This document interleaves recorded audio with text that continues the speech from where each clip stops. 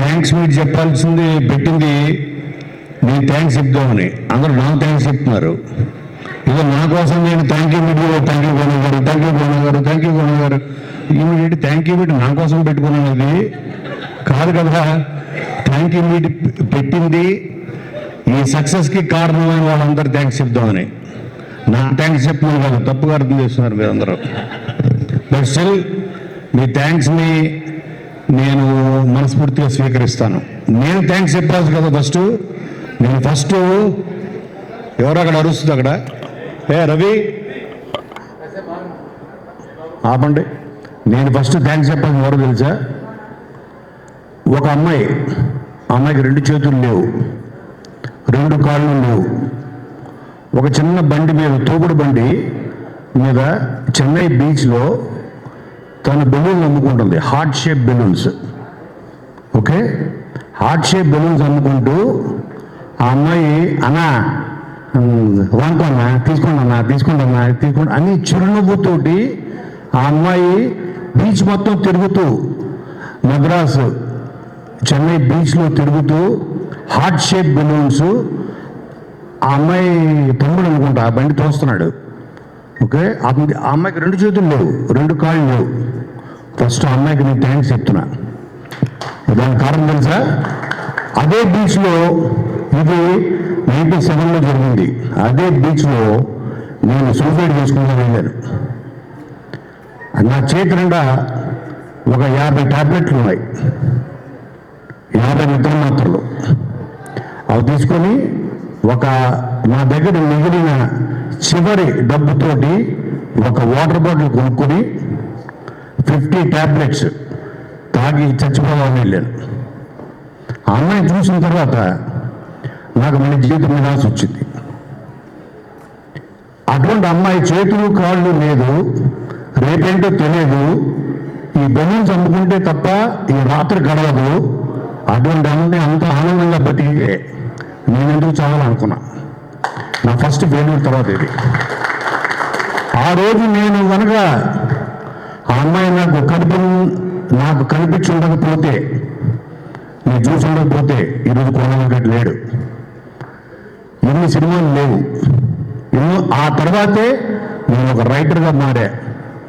ఆ తర్వాతే ఒక అమ్మాయి తమ్ముడు రాశా, వెంకీ రాశా, డి రాశా, రెడ్డి రాశా, దూకుడు రాశా, ఎన్నో రాశా, అదృష్ట రాశా. ఇన్ని సినిమాలకు కారణం ఆ అమ్మాయి కోసం. తర్వాత నేను సక్సెస్ అయిన తర్వాత ఆ బీచ్లో వెతుక్కుంటూ వెళ్ళా. ఎన్నోసారి వెళ్ళినప్పుడు నేను బీచ్కి వెళ్ళేవాడిని. అంటే అమ్మాయి నా దృష్టిలో దేవత, నా ప్రాణం కాపాడిన దేవత. ఆ అమ్మాయి కోసం ఎత్తుకుంటూ వెళ్ళా. నాకు ఎప్పుడు కనపడలేదు. నేను కొన్ని స్టోరీస్ వినేవాడిని. సాయిబాబా గుడికి వెళ్ళినప్పుడు, షిరిడీకి వెళ్తున్నప్పుడు దారిలో ఏవో కొన్ని చమత్కారాలు బాబాయో రూపంలో వచ్చారని అలా చాలామంది చెప్పుకుంటారు భక్తులు.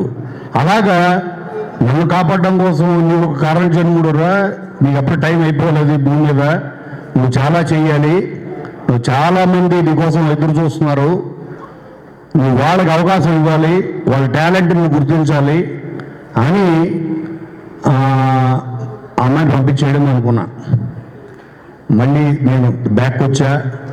నేను ఇచ్చిన ఆ తర్వాత ఎంతోమంది గొప్ప దర్శకుల్ని, ఈరోజు గొప్ప దర్శకులు, ఎంతోమంది మంచి దర్శకుల్ని నేను పరిచయం చేసే అవకాశం దొరికింది. వాళ్ళు కూడా ఉండేవాళ్ళు కాదేమో.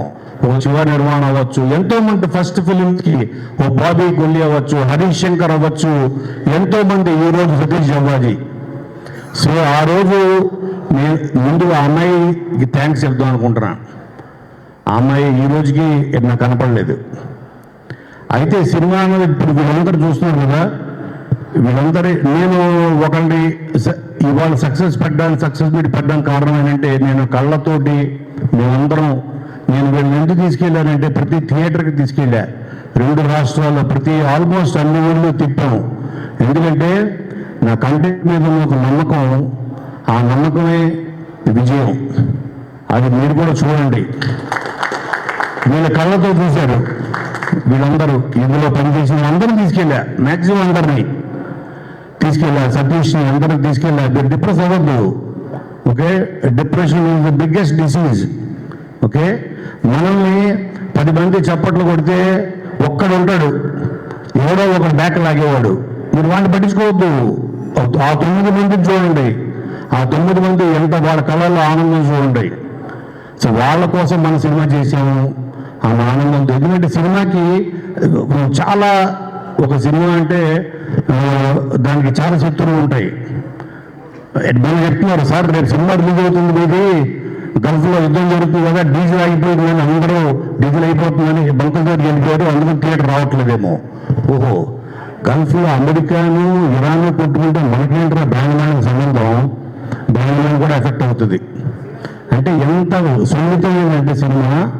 ఒక చిన్న రూమరు, రేపు నుంచి లాక్డౌన్ ఏమో అని ఎక్కడో ఎవరో అంటారు సోషల్ మీడియాలో, డబ్బులు అందరూ మళ్ళీ సూపర్ మార్కెట్ పరిగెడతారు, ఎక్కడ పరిగెడతారు, బిడ్డలు, సినిమా ఎఫెక్ట్ అవుతుంది. ఓకే, అలాగే పైరసీ, పక్క లాంగ్వేజ్ సినిమాలు, మనం ఎంచుకున్న డేటు, ఎన్నో ఎన్నో ఎన్నో ఫ్యాక్టర్స్ ఓ సినిమాని హిట్ని దాని భవిష్యత్తుని డిసైడ్ చేస్తాయి. ఓకే.